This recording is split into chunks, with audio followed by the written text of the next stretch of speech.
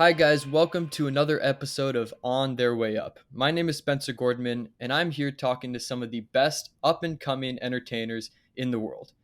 Today, we have a very special guest. Her IMDb credits include Marvelous Miss Maisel. She also attends an acting school in New York, which is why she has some of these awesome opportunities aside from being a total pro.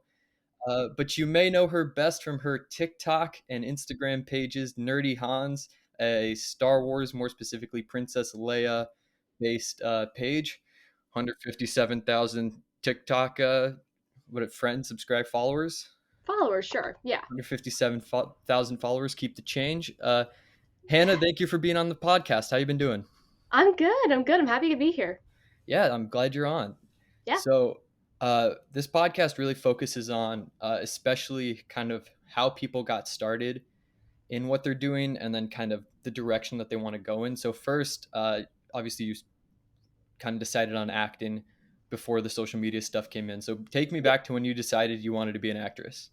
Honestly, I was kind of born into it. My dad was the CEO of a big prominent symphony in New York. Wow. Um, so he like worked with a lot of like musical theater actors and stuff. So when I was little, I was like really immersed in like music, Broadway plays, Broadway musicals, all kinds of stuff like that.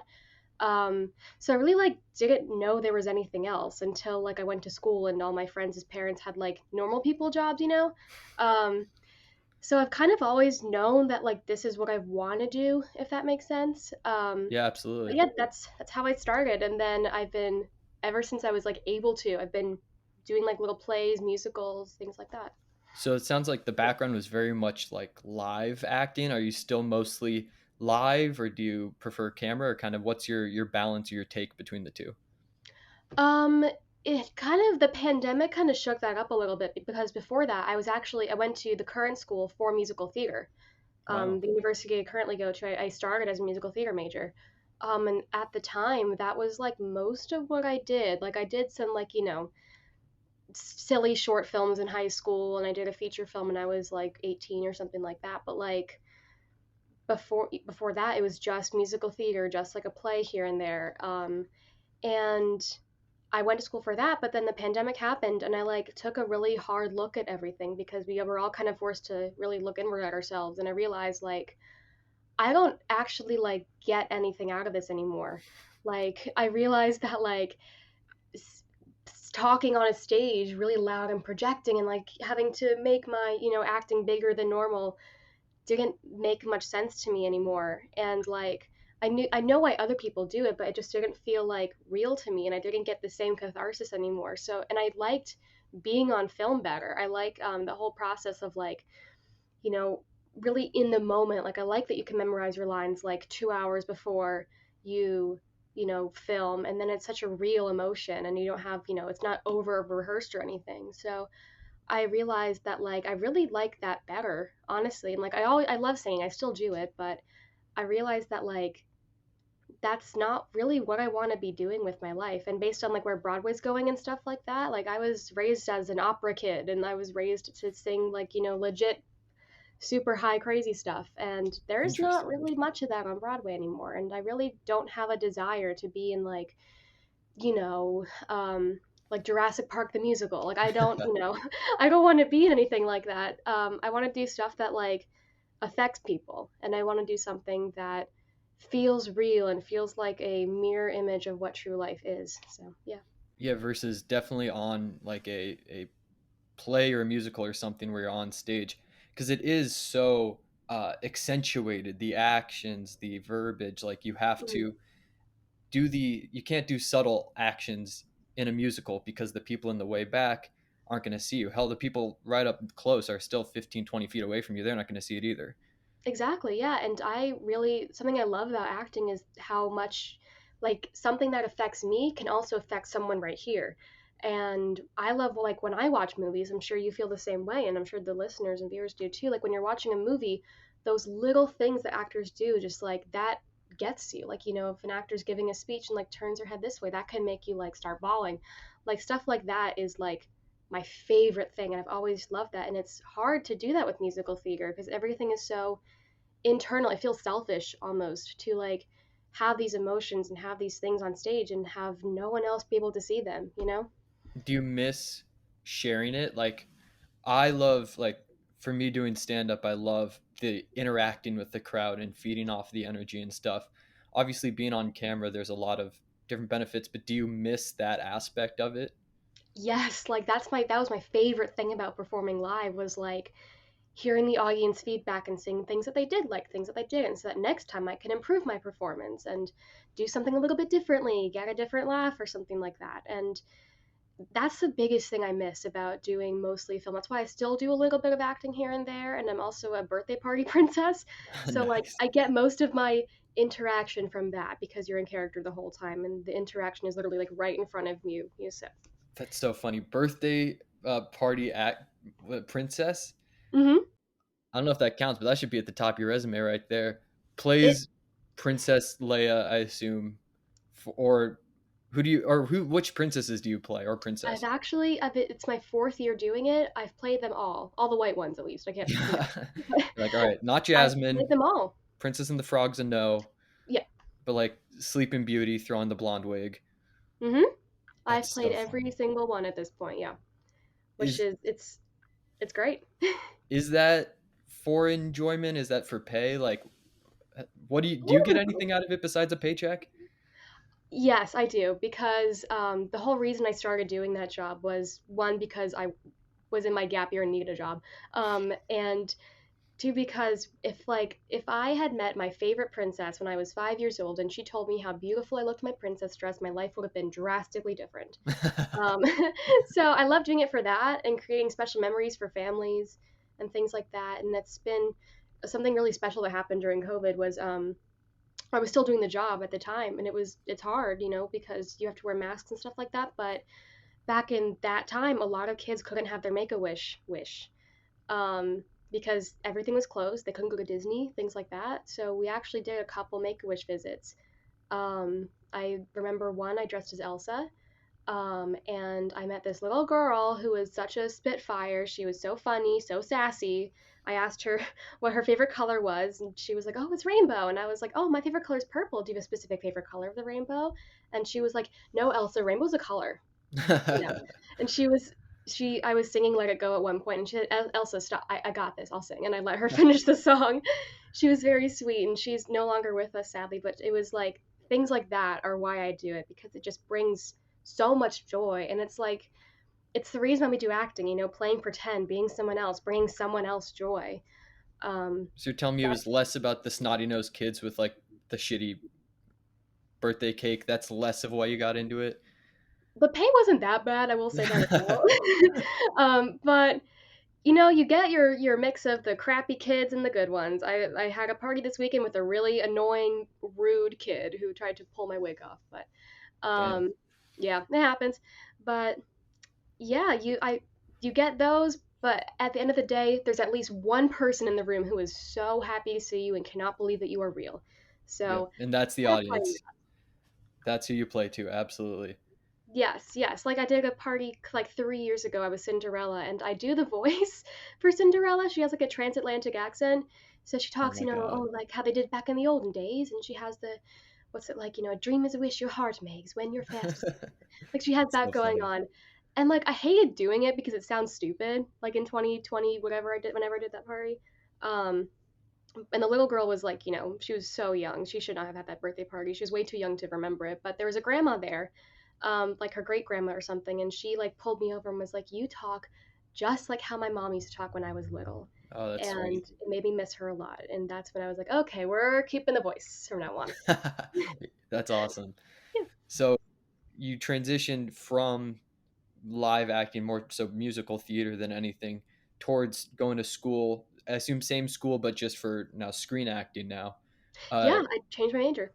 so did obviously like with anybody changing a major, did you have to add a year or how did that whole process go?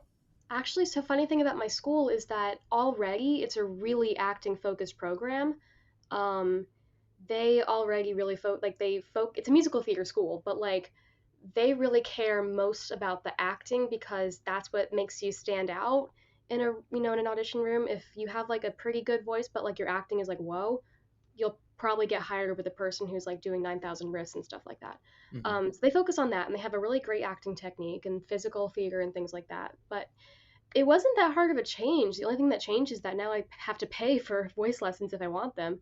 Um, and I don't take the musical theater class. That's really the only change. It hasn't been that different. The only change is like my senior year is a little bit different. Like I don't take the professional musical theater class or something like that. I take the professional actors one.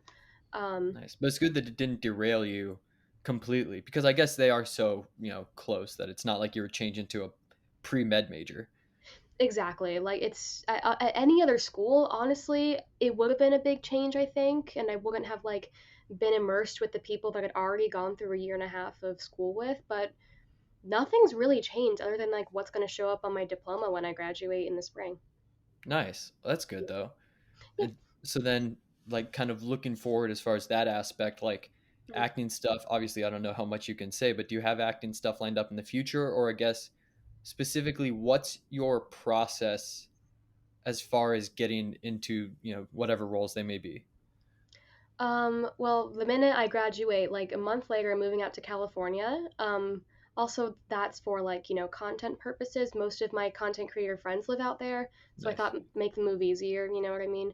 Um, but there's more for me out there. I thought about staying in New York and like, acting here because there's so many opportunities here and there's so many less actors here, which is important, but like Right. there is more stuff happening in LA. So, honestly, in I don't see the need for an agent. I had one for a while, but they kind of do the same thing that I do already, which is like, going on Actors Access and like finding the auditions and going on backstage and sending you stuff. Like you can do that yourself and not have to pay $1,200 a month for, agency fee. Well, and Um, especially at our level, like the stuff that they're doing, like we kind of have access to anyways.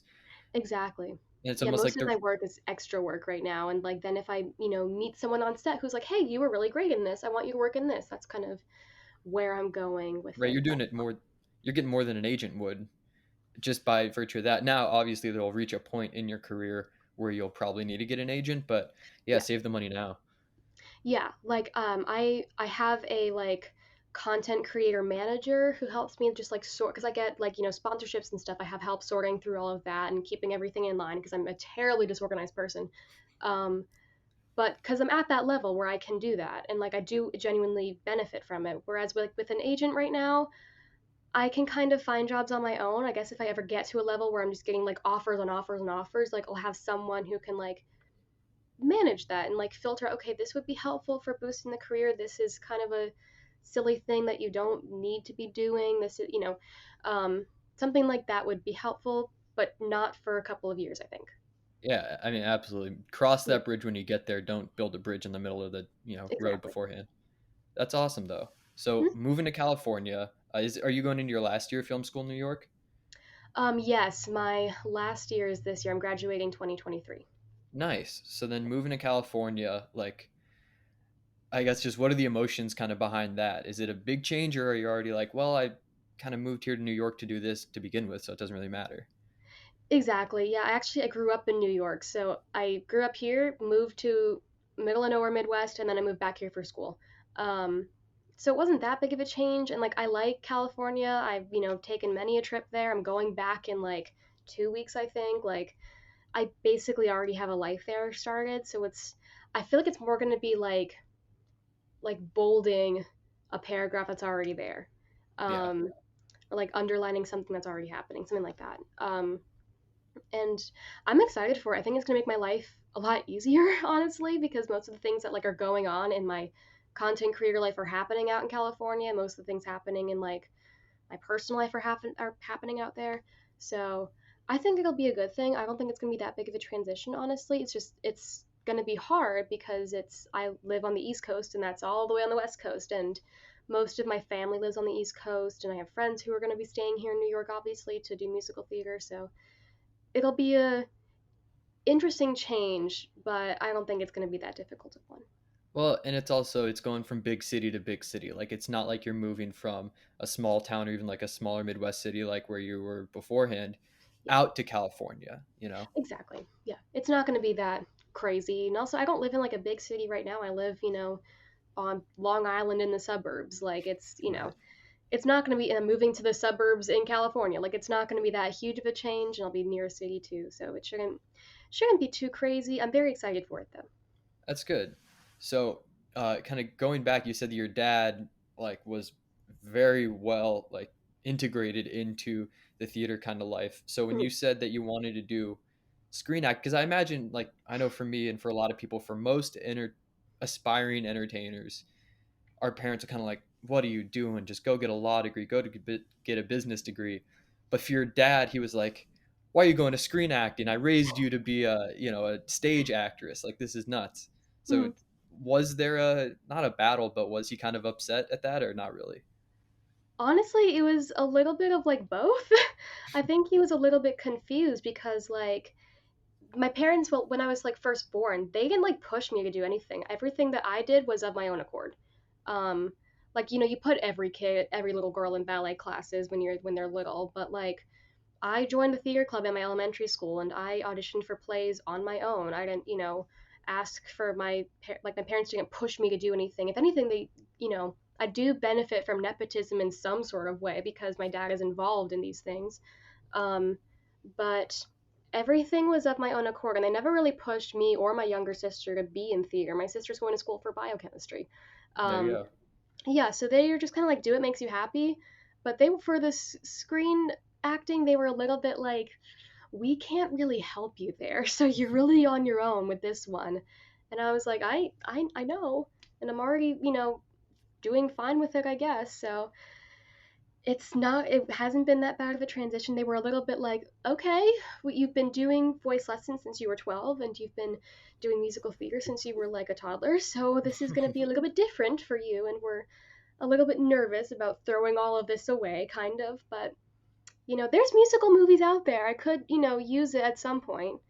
um Right. It's like it's throwing it away. I mean, it's they're so close. I know probably from an outsider they seem closer than somebody who's actually into it, yeah, but it's not like you're going and playing lacrosse, you know. exactly. Yeah, it's not that vastly different. I use a lot of my musical theater acting, in scene work for the screen all the time, and I use some of my screen work stuff when I'm doing like a musical or something like that. So it's interchangeable, honestly, and everything benefits at the end of the day. But also, like with musical theater, I truly just felt like I've kind of gotten the gist of it, and if I want to learn more, I'll go learn more on my own. I don't need to waste my degree learning about something I already have 10 plus years of knowledge about. Yeah, and I almost wonder, do you think because you were so into the musical theater side of things that it lost its allure and that screen acting kind of became, I don't know if romanticized, but just a little more enticing? A little bit, yeah. I've been doing it for, I think my first musical was when I was 11. So, yeah, when I changed my major, that would have been 10 years of musical theater. Wow. And I take it like my biggest advice to people who wanted to start acting is to just learn as much as you can. And good Lord, did I take that to heart because I went to so many different classes and I learned from so many teachers and I bought the books. I bought Ulla Hagen's, book, and I bought the Meisner books, about the Stanislavski books, like, and I've read them all.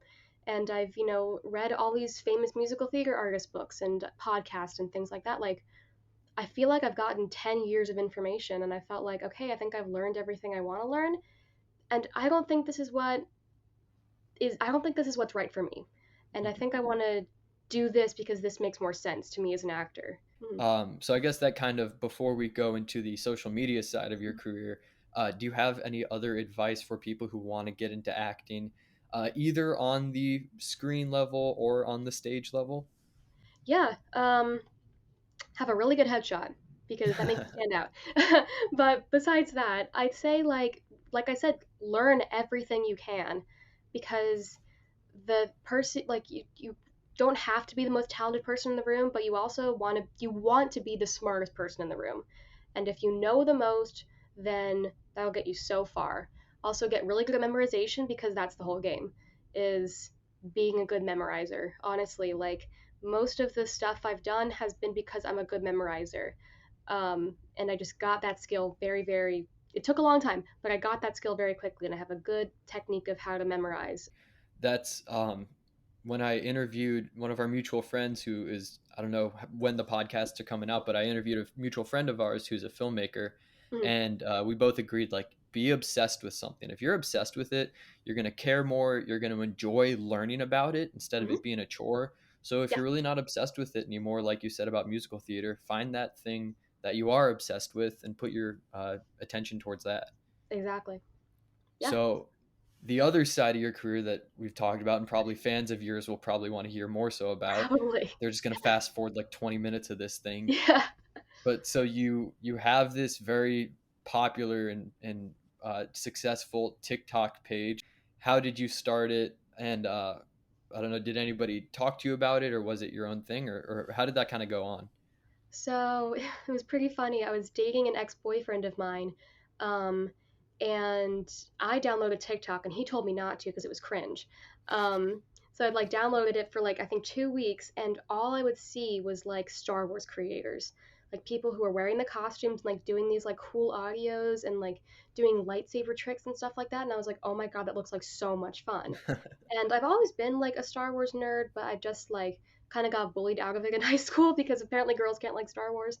Um, but I've always been a fan of it, and I've just kind of like not spoken about it before. But yeah, so my ex-boyfriend made me delete it, so I deleted it for a little bit. But then we broke up, and I was still using the app because I downloaded it behind his back. Um, and Wait, so you're telling me that he was telling you what to do, making fun of the things you were interested in, and you guys aren't still dating? Is that how that went down? crazy, who would have thought? Boy, this really Um, took a turn. I know, right? Yeah, we're actually still together now. Um, Yeah. but yeah, so I had it, and that's kind of like what got me through like the beginning of quarantine and stuff like that, was seeing these other people who liked the things I liked and doing cool, fun, new, interesting things with it, um, and like building off what was already there. Because there was no new movies coming out, there was no new anything coming out because everything was on pause, and I was like, this is the film industry right now, right here. Hmm. um, and I started making friends, which was weird. I had like, I don't know, maybe like 50 followers that were all bots, and I started making some friends. And just by like commenting on their videos and liking their stuff and like getting added into like a Snapchat group. And then I asked my Snapchat group one day, should I like make videos? I really want to. I feel like it'd be really fun. Um, and they were like, I don't know if you want to. And I was like, I think I might. So I on July 17th, I actually had an interview that afternoon for like a nannying job. And I was wearing like, a full face of makeup or whatever. So I was like, you know what? I look nice. I'm wearing an outfit that I like. I'm gonna put my phone against my window, and I'm just gonna make like a meme video. And I made like a silly Star Wars meme video, and it did relatively well for what I was at the time. It got like Nice. 2,000 views or something like that, which I was like freaking out about. For a first But video, I mean, that's pretty solid. right, like it's not bad for the very. And I had like 50 followers at the time. Um, but yeah, then I just started making a new video every day. That's like what got me out of bed because in quarantine we were all just sat in bed doing nothing. I was like, you know what? I'm gonna get up every day and make at least 2 or 3 videos and post them, and who cares if they like them, but I liked doing that. I liked being silly and making my jokes at the time. I wasn't wearing a costume or anything because I was too nervous, and I thought, oh, people will find me cringe or whatever.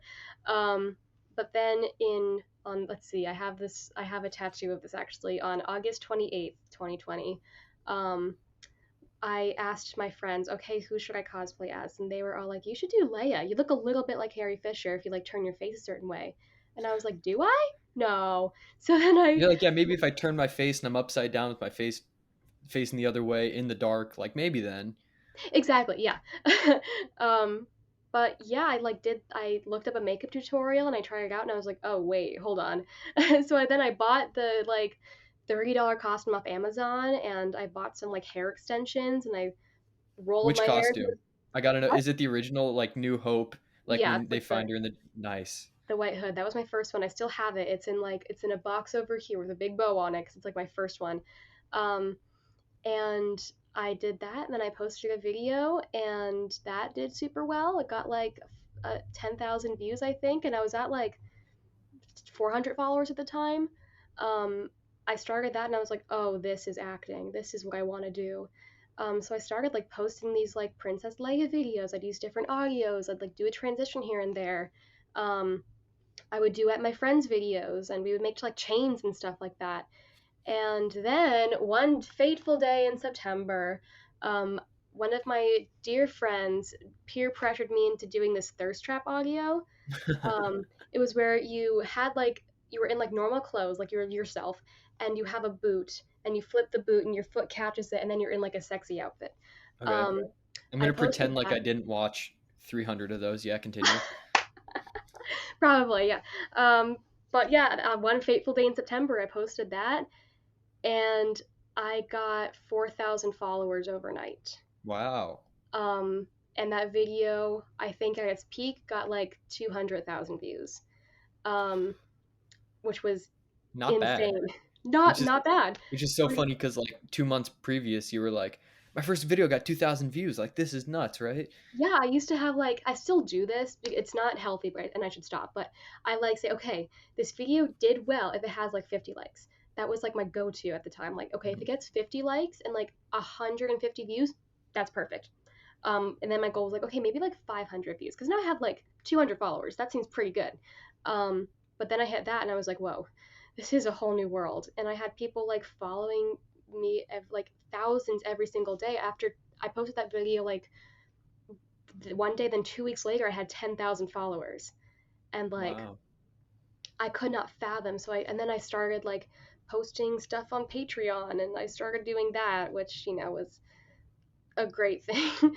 um, but yes, that's kind of like how the career started. And then I got another Leia costume. I made this one. It's my first indoor poncho. It's the green poncho. I made that one. Nice. I made my very first homemade white A New Hope dress Princess Leia. I call that one Mark II. Because I treat them like my Iron Man suits. That was Mark II, and she treated me so well. I made like four more of them. I bought some other ones that were a little bit too complex for my sewing skills, but like most of them I've torn apart and like made them to fit better. But like I now have every single costume that she's worn in the original trilogy. Wow, that's pretty good. It's pretty good. That's awesome. There's nine of them total. I don't have her like bounty hunter one because that's a little too complex for me. But Yeah. maybe one day we'll see. Um, Yeah. And it seems like it's mostly the helmet. Like, exactly. And there's like armor with it too. But one day. But yeah, I just started doing that, and then people kept asking like, do this character, and I was like, okay. So then I right. started doing that, and it. Kind of just took off from there.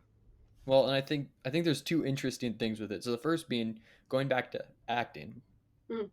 because it's not even like your own words, but it's not even your own audio really. So No, the physical acting of it is so much more nuanced versus screen acting when it is probably the or not screen acting versus stage acting, which is like the least nuanced that it could be.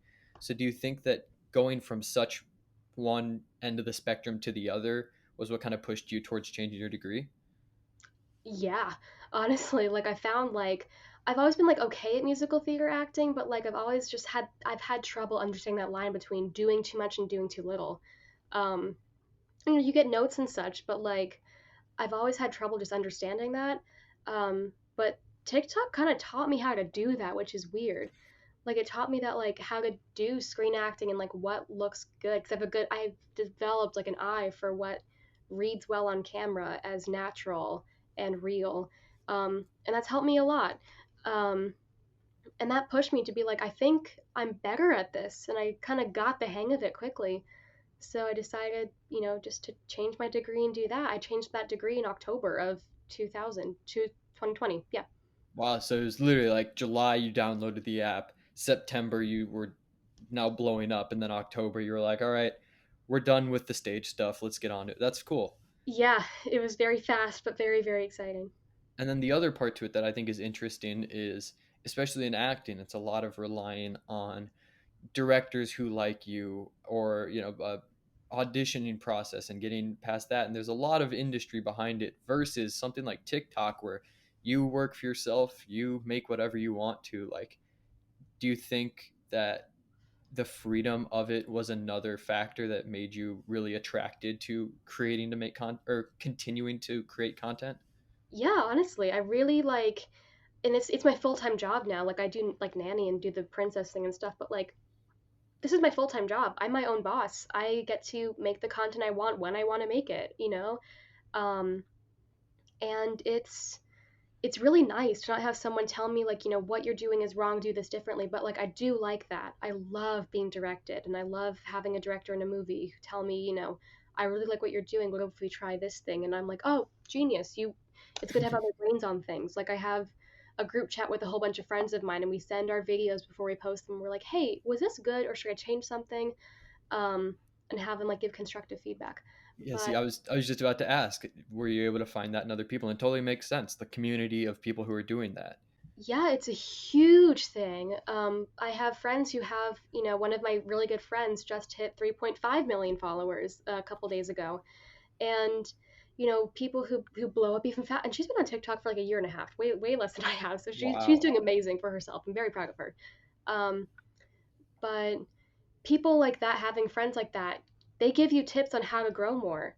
And you guys kind of feed off each other. Show some of my followers might not be following her, so like I'm like, oh yes, there's this person, and she'll go and here's this person, and that benefits me. Like, and we also like give each other ideas. We do the same trends, just different characters, and it's really nice to have someone who like gets it. Because when I became a content creator, there was a lot of things I didn't know, and a lot of challenges, and a lot of really not so fun things that come with it that you kind of have to go like, okay, this is part of the deal, and this is just something that I have to learn how to one overcome, two deal with, and three find a way around. So, if you want to elaborate on that, like, what are some of those things that people don't really understand or see on the surface level that content creators go through? Yeah, something we go through is burnout, really intense Yeah. burnout, because if you think about it, it's all me. I set up the camera equipment, I come up with the ideas, I make, well, not everyone makes their own costumes, but I make most of my costumes. I have to get up and put on a full face of makeup. I have to do my hair nice or put on a wig. And I have to style my wigs and I have to maintain things and like communicate with my followers. I have to also post on Fan House, which is where I post like my spicy content. Um, it's a lot of work and it's a lot more than people think it is. Like they really think it's just setting up my camera and doing a silly little dance and pressing, send. It's a lot. Creator burnout is huge, but also there are people who see you and they get like attached to you. What's that called? It's Interesting. like that parasocial relationship is so real. I was just gonna call it being weird, but whatever fancy It's term that you had too. for I it. call it, because they're not like they are. There's weird people out there. I've had some very, very strange things happen to me that I've seen. I've ended up on some really weird websites. My face cropped onto a body that was most certainly not mine. Um, that's a huge thing I'm like legally going through right now, which is hard. Do you have There's Reddit leaks. are you There's on a what is it called? There's the like hub. a no, there's a Oh, page. No. I I was did gonna end say up there though, there's a on a page. different body. You've ended up on there Yep, on on a the hub. different It wasn't body me. Someone just put my face onto another body. on like a picture, like on an actual video. On actual video. That's a thing now. You can do that. Damn. Right? I mean, almost like whoever's doing that, like take your talents elsewhere. Like do Exactly. you're so good at this thing. Why are you doing it for something so like shitty? Yeah. But that's I was gonna ask if you've been on like celebrityfeet.com or whatever that is yet. Oh, you There is a have? wiki feed where I'm on, yes. I got it taken down, thankfully, because it got a little weird.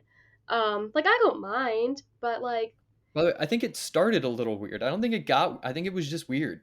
it was just weird It and might have gotten like weirder, but it was weird. it was weird and it was like without my permission too. So like that's also like a big thing for me. Like if you're gonna do things, at least ask me first.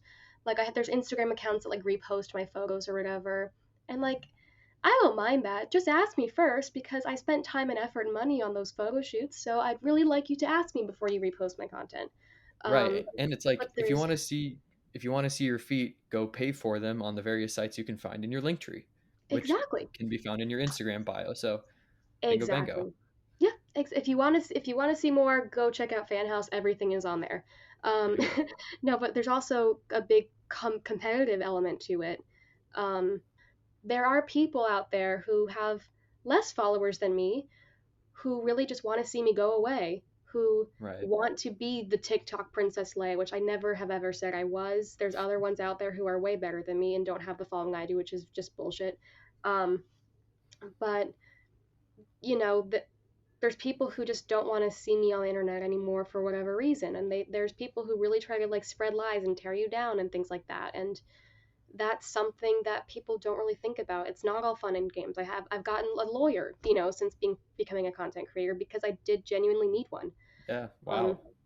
it's there's that, and then there's people who copy you and don't give you credit for what you do. Like I created a trend forever ago, and I had like 30 people copy it and not give me any credit. Right. Like I don't care about that much anymore, but like that's something to think about, and also like sponsorships and stuff. And you need to know your worth and know that you can get more money for what you're doing than what they're actually giving you.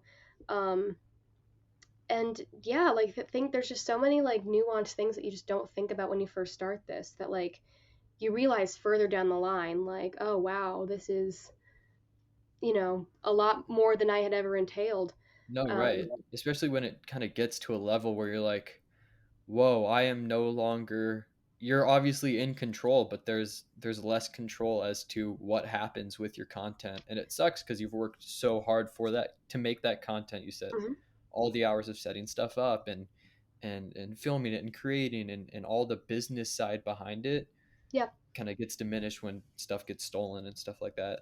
Yeah, absolutely. But then there's also like the really dark, creepy side of it. Um, like not when I first started, I think it was like March of 2021. I was asleep in my dorm room at my university, and I got a call from the public safety officer saying, "Hey, there's someone here who's asking to see you. They say they know who you are." And I was like, "Call the police, send them away. Please don't let them know that I'm actually here." Um, Damn. so and that happened twice with two separate people on two separate occasions. And Wow. I get recognized every now and then again. The first time I ever got recognized was in a grocery store. Someone was like, "Hey, you're the Princess Leia girl on TikTok," and I was like, "Oh my god, I am. Nice to meet you." And we took a picture, and it happens a little more often now than it did back then, but it's really wild. Like that people can just run up to me and know who I am, and like I'm not that famous. I don't have like a bodyguard or anything to like keep my safety because I don't know. So Right. like if I go to like a convention or something, I'm like very I love meeting people. It's my favorite thing to meet my followers, but I try to like keep it to just public spaces. And I try to like not tell people where I go to school. So that doesn't happen again. I don't tell people like where I live because we've had problems in the past, and I don't tell people my last name on the internet either because while I have a very common name, it's still a name you can find easily. Right. Um, like my real first name is a pretty uncommon name. So I try to like keep it to, just Hannah, and I don't tell people my last name because you never know. Things like that do happen, and thankfully we have good public safety officers at my school, but it could have been so much worse. So, Yeah. Well, and it's, at some point, I guess, and this kind of goes into my next question, which merges the two things we've been talking about. So the mm, acting world and your social media, career. mm. Do those two have they intersected at all yet? And how much intersection do you think will occur in the future? Honestly, like more than I've expected. Like when I first started doing this, it wasn't with the intention of it should never be with the intention of being famous and having a gazillion bajillion followers. It should Oh, never right. be that. If you're doing it just for that, you're doing it for the wrong reasons. Oh, Um, absolutely. And the product will suck. yes, 100%. But I didn't expect it to. I thought, oh, maybe like once I hit like 100,000, I was like, maybe this can help me somehow in my acting career. Surprisingly, it has. Hmm. Um, because before, I think before I hit like 50,000 followers or so, I didn't tell anyone about this. I kept these two things very separate. But then I got the film we just worked on together. Um, and they were going through some casting changes at some point, and they had like a producer or something who was like, "Hey, I'd like to like see like a little more of these people act."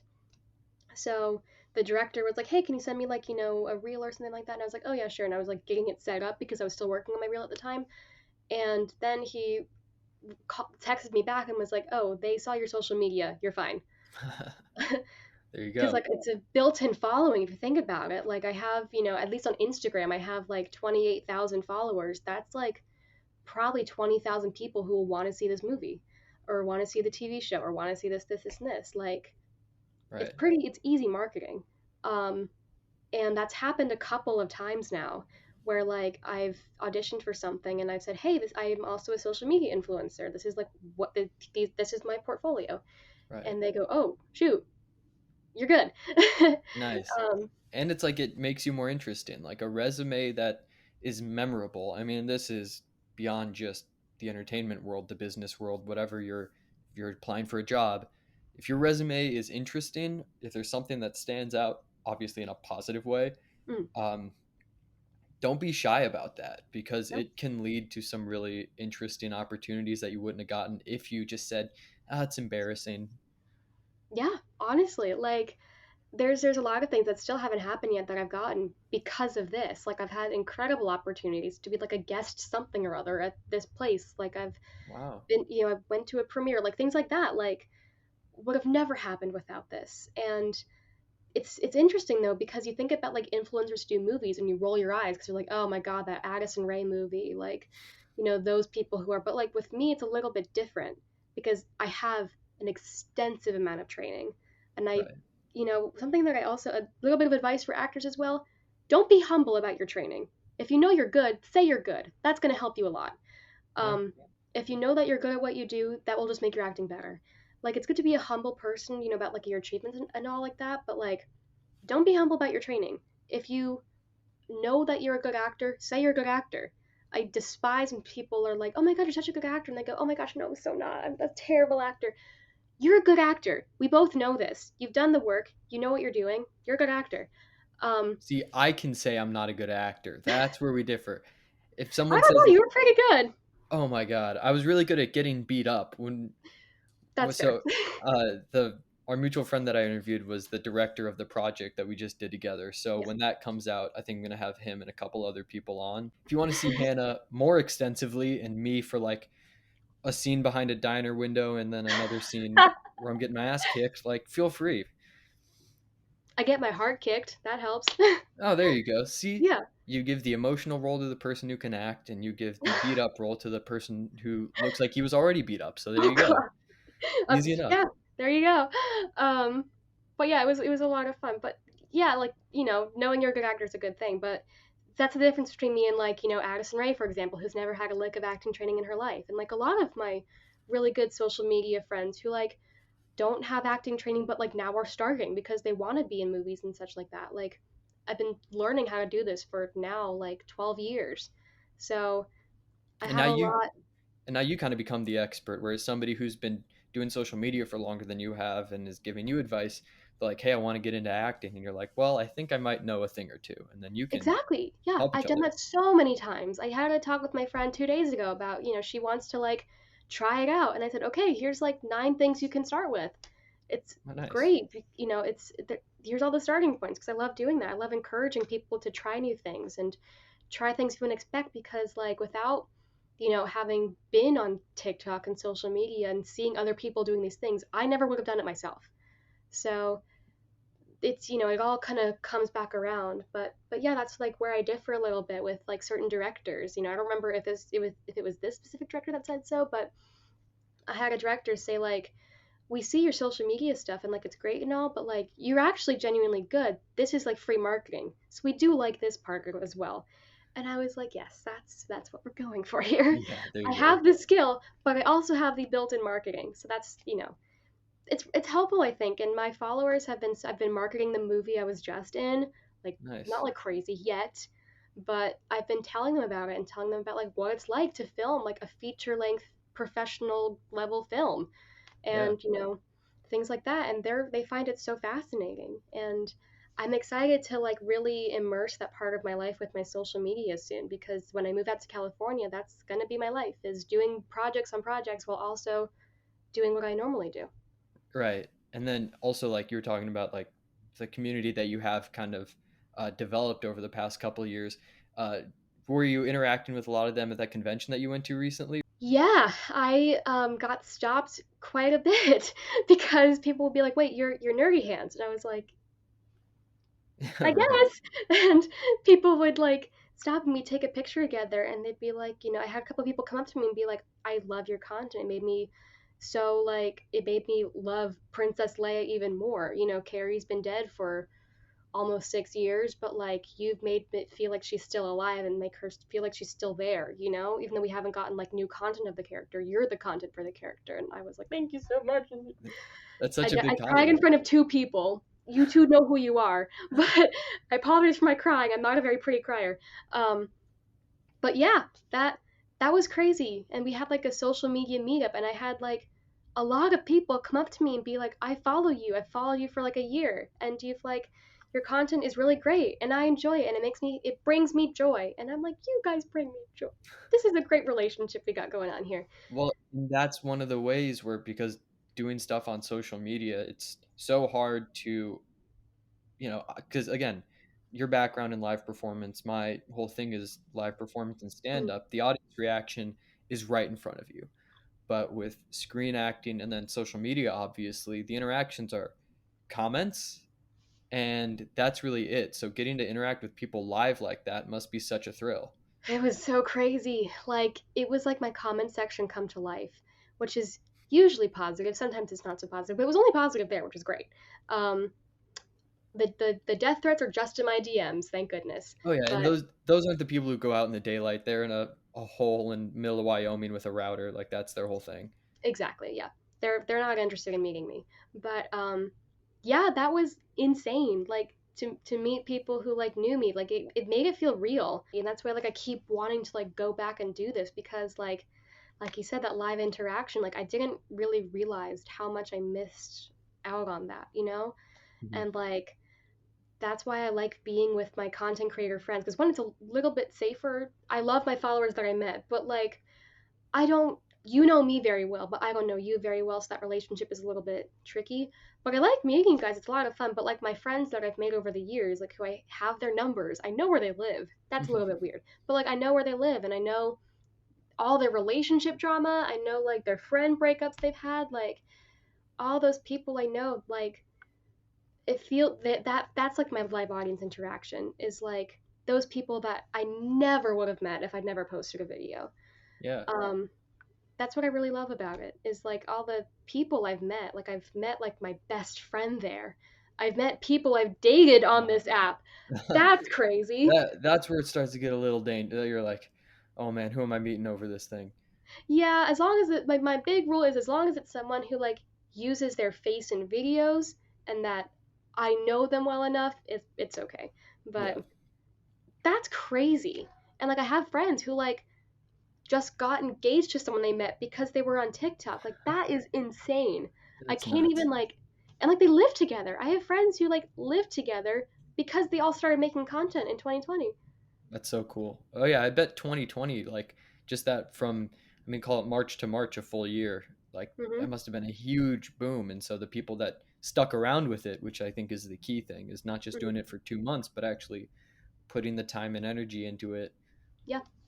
develops a good community. I think the thing you brought up is like entertainers across all disciplines, acting, stand up, music, athletes, we do it because of the fan interaction or just for people to enjoy, Yeah. and then we feed off of them enjoying what we created. And I've always said it's entertainers are like the most selfishly selfless people, Yes, absolutely. because Absolutely. like when I tell a joke and I make somebody laugh, which, let's clarify, this is not something that happens often. So I imagine when I tell a joke and it gets people to laugh, Hmm. like I am doing something that makes other people feel good. Or when somebody watches your video and they're like, "Yeah, this makes me feel, I miss Carrie Fisher and this makes me feel more connected to her. I love Star Wars and I love the content that you create." Like we do it so people can enjoy it, and Hmm. then in turn we benefit from the enjoyment. Exactly. Yeah. Absolutely. And like, in July 17th, 2020, when I posted my first video, I didn't think I'd be making the money I'm making currently. That wasn't a part of it, but like having people enjoy what I do, that's like the best thing that could ever happen. It's something that like a lot of my fellow classmates don't really have a grasp of because they, aren't they don't do it to the degree that I do it, Mhm. like I have friends who have social media or whatever, but like they, that's not they don't see it as a tool. They see it as like a place to post their party pictures, for example, or like Right. to post their show pictures. And like that's great. And I have that too. I have my personal account. But it can be a pretty valuable tool to like understand how to interact with like an audience and stuff and how to like not get a big head about things, but also like, you learn how to be how to like be an extroverted person.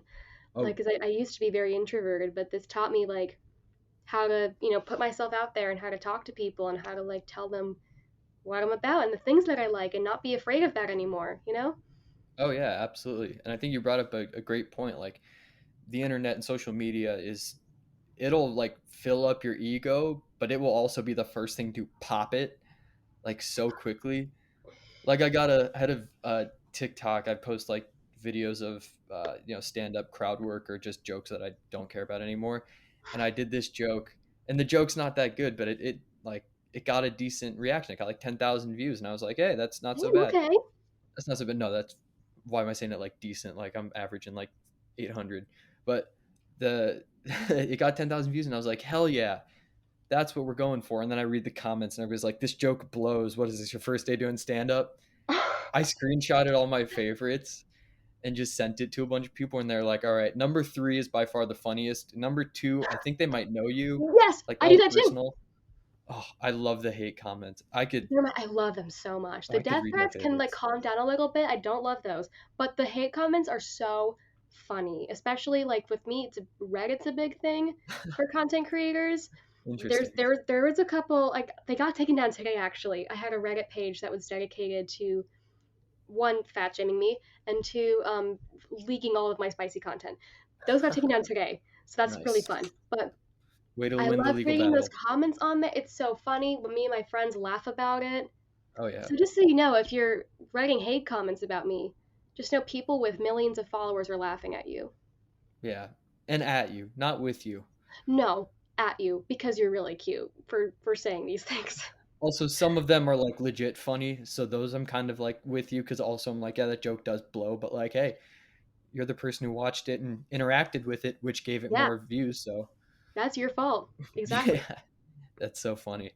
Yeah. Um, I'm trying to think if there's anything else I have to ask. I mean, we've kind of, well, I guess the big thing is where are you going? Like you said, you're going to California, so that's kind of the big thing upcoming in your future. Do you have anything else you're looking forward to, or even 5, 10 year plan? Where do you imagine acting wise and then content creator wise, either them intersecting or just both paths going?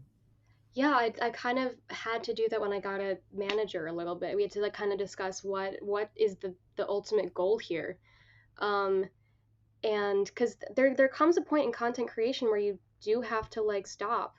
Like there comes a point when like I get too old for this or like I have something else I need to put all my energy in. But I whenever that day comes, it comes. But for now, I want to keep doing this and I want to start integrating my personal life even more. Like I'm Interesting. posting less and less videos of me wearing my costumes right now because I'm trying to like bring more me into it because I want them to know my username is Nerdyhans. Well, here's the hands, you know, minus the nerd. Um, Let's be honest, it is not minus. The nerd is just not no, quite it's as out not. there. No. It is not minus the nerd, but this is nerdy hands. Like my old usernames were more about like Princess Leia and things like that. But like, no, this is who I am, and I want you guys to know me. Because I don't want to be in a Star Wars movie. I have no desire to be in a Marvel movie. I don't want to do that because then it If becomes a if Star what? Wars gave you the if Lucasfilms gave you a ring, dude, I would be a cactus on Tatooine if Lucasfilms wanted me to. Like I I would don't. I would do background acting. I would not take a role. Absolutely not. Interesting.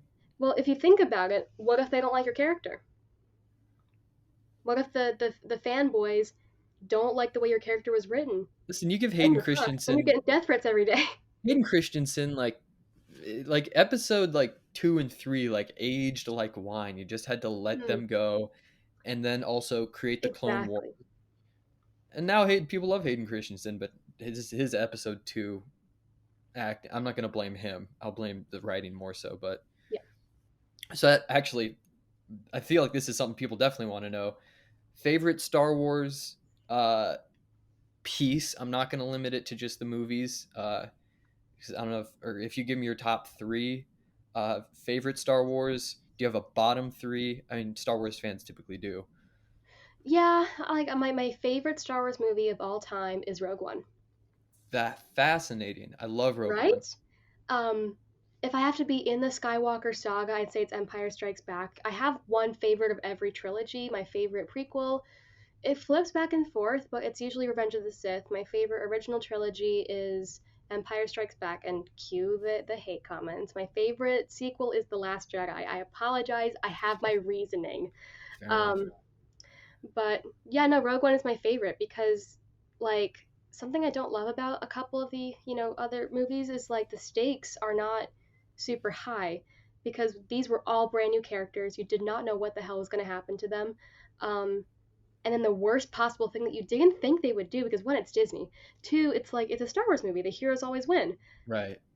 In this one, they didn't, and I find that so fascinating. I just love the rebellion era, where Oh, I like loved there's it. the definitive big bad and the scrappy group of people who have no resources trying to just make something right. I just love that so much. Oh, it's Rogue One is my third favorite thing in all of Star Wars, and Hmm. followed, or it's after A New Hope and Empire. But Hmm. like, yeah, the acting was so good. The killing everybody off in the end, like having the balls to do that, Every single main character so great. and And side now character. I know like they're making Andor, but they have to go back and like do stuff from before they just nuked the dude. I mean, it's so cool. Yeah, it's crazy. Like I didn't when I saw that movie. Actually, I have a very fun story, but when I saw that movie, but I didn't expect that to happen. Hmm. Um, but yeah, I think I've told this story to you before, but when I saw Rogue One, I went into it and hearing like, Carrie Fisher wasn't doing so well. She was in the hospital, I think. And when I left the movie, she was dead. Wow, So that's that was like wild. that's like another reason why it's my favorite, but like it's just a genuinely good movie. It's so good. And like it covers something that they've never really that's why I like The Last Jedi too, because it's something that was so not done before. Everyone's favorite sequel is usually Force Awakens because it's just so Star Wars. It's, A New Hope, but like in a different era. And I love that. I thought that was great, but Last Jedi did something so different. And they took a character that was so beloved and made him more real and Yeah. made him more human, which I was like, oh, that is really good. And the cinematography was freaking stunning as well. Oh my God. Oh, I always said Um, if they just took all of the parts with Luke and Ray and they cut everything else that was going on with Finn and Rose to about 10 minutes, that would probably be one of the better Star Wars movies. I have to agree. I think that movie is going to age very well in like 10 years or so. I think people are going to be like, that was the movie. Right. But no, I just like, yeah, the Canto Bite stuff is not the best, but I think it'll age as well as the pod racing scene in Phantom Menace. I think that it'll grow on people. I didn't love it because I don't care. Right. No offense to Rose, but like, I don't care about rich people in Star Wars. Like, the whole concept is fascinating of like, oh, war is, there's no sides, it's all the same thing. Like, It's a that is business. fascinating. I did like that. Did it need to take 45 minutes? No. No. But God, I no. thought they did something that they hadn't done before. They made it Star Wars more human and more like there is no right or wrong side because it's always been there's a right and a wrong. With Mhm. this, there's people can have levels and people can have layers and things can be both right and wrong. And also, anyone can be a Jedi. You don't have to have midichlorians or whatever. Oh You my can God. be nobody and be the most powerful person in the universe, and I think that's dope. This has been such a treat.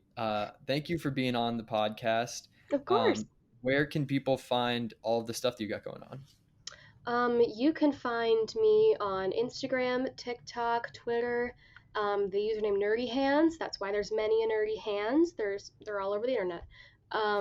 Instagram, there's a dot in between, but that's where you can find me. I'm gonna start posting on YouTube at some point, but follow right now so you can get that content when it does arrive. Um, Film wise, we have I Refuse to Die in Omaha, Nebraska coming out at some point. So Yes. that's what we got going on Keyword. for now. And then I have other like extra stuff lined up, but yep. That's awesome. Yeah. Keyword some point. I'm very excited for it though. Our mutual friend, he's I don't know when these are coming out, but he's going to be on this podcast. So if you guys are interested in hearing from the director of Hannah and my movie, more so Hannah's than mine, but that's neither here nor there. I get bloodied up. It's fun. Yeah, it was great. Um, yeah, definitely listen to that episode as well. And then just stay up to date with the podcast. It's on their way up. There is THEIR for those of you who haven't read since the second grade. Uh, it's on their way up on Instagram and Twitter, and then wherever you listen to podcasts, as well as YouTube. You can see both of us, our actual faces, and What? the various Star Wars posters that we have behind us. Also, two Rush posters. If you like this, you can use the code Nerdyhans for 10% off on Archive Sunday. And then I'm Spencer Gordman, Spencer_Gordman on TikTok and Instagram, and just my name on Facebook. Go check both of our stuff out. Follow, because that's where, like, if you like our stuff, follow us. That's where you get up to date as to what's going on. Subscribe to the podcast if you like it. You said you got a podcast coming out soon, so definitely look for when that's coming out.